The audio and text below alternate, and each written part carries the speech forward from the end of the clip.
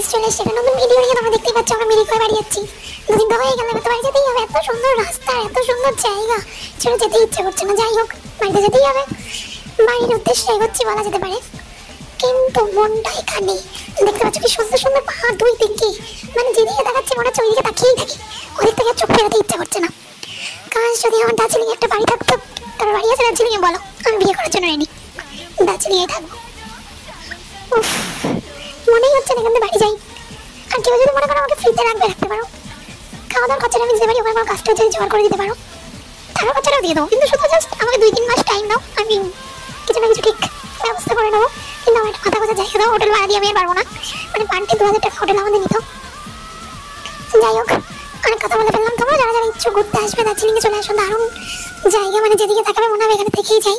আমার তো মোট কথা হেব্বি লেগেছে, হেব্বি। আমি তো আবার আসছি।